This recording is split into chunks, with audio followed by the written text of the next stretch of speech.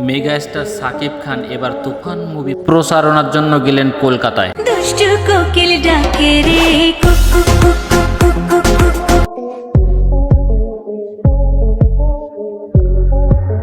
কলকাতায় পৌঁছানোর পরে বিভিন্ন সাংবাদিকের কাছে তিনি জানান যে কলকাতায় এসেছেন তুফান মুভি প্রচারণার কাজে এখানে এসেছেন।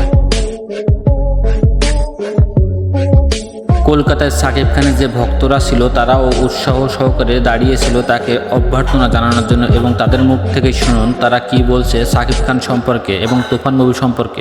আর এমনির চোখে যে অনেক দূর থেকে আমরা এসেছি শাকিব খানকে দেখা করার জন্য। তাহলে 3 cheers for Toofan, hip hip hurray. আবার অনেকেই তো এখানে তুফান সিনেমার ভাইরাল সে গানটা নিজেরাও গেয়ে গেয়ে এখানে পারফরমেন্স করলেন। কলকাতায় সাকিব খানের যে ভক্তরা রয়েছে তারা দেখুন কত সুন্দর করে সেই ভাইরাল গান গাইলেন।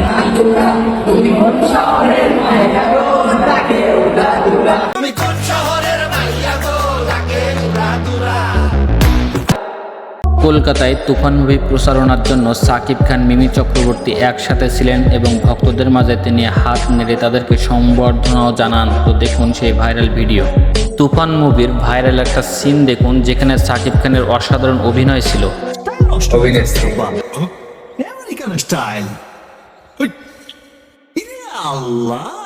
সাকিব খান এবং মিমি চক্রবর্তী এছাড়া পরিচালক ছিলেন সেই স্থানে যেখানে লাইভ তাদেরকে পারফরমেন্স করতে দেখা গেছে, এবং সাকিব খান এবং মিমি চক্রবর্তীর এক্সপ্রেশন ছিল অত্যন্ত হাই কোয়ালিটির।